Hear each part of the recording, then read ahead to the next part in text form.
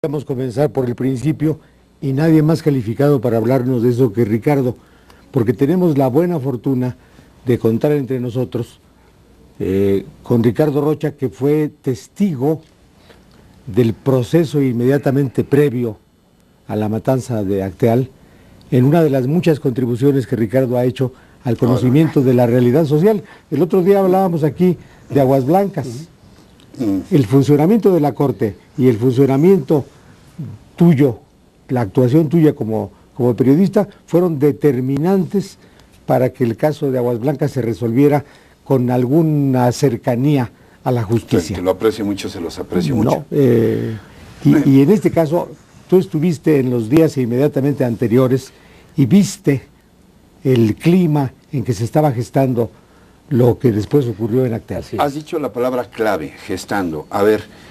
yo lo que veo es que hay un tufo aquí de un intento oficial, nuevamente, por hacer ver que lo de Acteal se trató de un enfrentamiento entre comunidades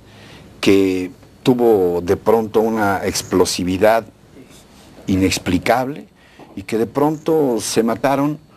y que con esta determinación se excluye cualquier otra responsabilidad oficial de parte del gobierno entonces, que pareciera muy cercano a los gobiernos subsecuentes, tanto priistas como panistas. Lo que les puedo decir rápidamente es que lo que nosotros hicimos fue no solamente 15 días antes de la matanza, sino en varias ocasiones después, durante varios meses, estuvimos documentando prácticamente desde el alzamiento y luego sobre todo después del rompimiento del gobierno de Ernesto Zedillo, que no estaba de acuerdo con la estrategia salinista de amnistía, etcétera, sino optó por la estrategia de desgaste contra el alzamiento zapatista a base de golpear a las comunidades simpatizantes o pseudo zapatistas según su criterio, o no gobiernistas, y a crear grupos de choque que ahí estaban actuando impunemente e incesantemente, que fueron entrenados por el ejército, que fueron solapados por muchos diputados, los priistas, como decían los indígenas, que matan y que echan bala, y con responsabilidades muy claras por parte del gobierno de Julio César Ruiz Ferro, que después de todo este episodio fue rescatado y llevado a un cargo que le inventaron en la embajada en Washington, por parte de Jorge Madrazo Cuellar, que era el procurador, y que después casualmente también fue llevado a un exilio dorado como cónsul en Seattle,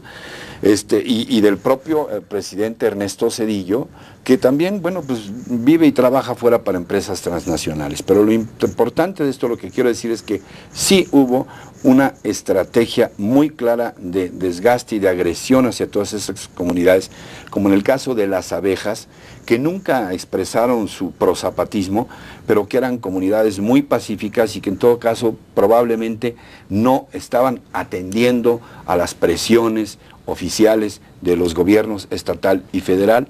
Todo esto es lo que crea el clima que 15 días antes nos lleva buscando a los desplazados en ese reportaje que bueno, pues están ustedes haciéndome el favor de comentar y que de alguna manera fue muy impactante, porque lo que ellos estaban diciendo es lo que ocurrió 15 días después. Nos quieren matar, echan bala. A mí me acusaron de haber hecho un montaje con este reportaje, de intentar desestabilizar al gobierno, etcétera. Es algo de lo que no he hablado mucho porque no creo que se valga. Este oficio así debe ser. Y bueno, lo cierto es que todo lo que los indígenas nos dijeron entonces fue lo que ocurrió. Los mataron después. Y lo que siento que es muy lamentable el caso de la Suprema Corte es lo que ha dicho textualmente, por lo menos uno de los ministros: los tuvimos que liberar, sean o no culpables, eso no nos toca.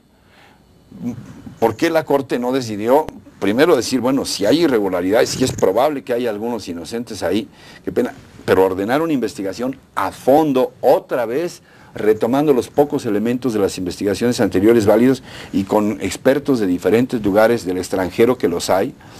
para poder dilucidar la verdad y en todo caso sí liberar si los hubiera inocentes. Pero ahora lo que da la impresión es no solamente que había esta intención de excarcelar a quienes pudieran ser víctimas de errores de procedimiento, sino de lavar la cara de los gobiernos. Ahora, los gobiernos. Este asunto fue, de alguna forma, por decirlo así, exhumado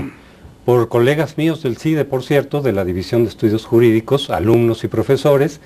y se encuentran y lo toman como un caso emblemático de cómo se hace justicia en México. Y ellos dicen, es que el proceso está totalmente plagado de irregularidades, de inconsistencias, de testimonios no suficientemente sólidos en algunos casos, de incongruencias entre la información que se maneja sobre la cual se finca la responsabilidad de estos indígenas, y el punto de partida de ellos que retoma la Corte y que yo defendería en principio, sin descartar elementos más concretos, es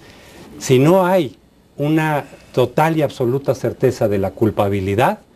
y un proceso que no es debidamente llevado no permite llegar a la conclusión de culpabilidad, pues entonces hay que asumir la presunción de inocencia. Eso es lo que ha dicho la Corte. No exonero, no sé hasta dónde, a raíz de lo que dice Ricardo, hasta dónde la Corte en este caso, en este momento, al recibir este procedimiento, puede ordenar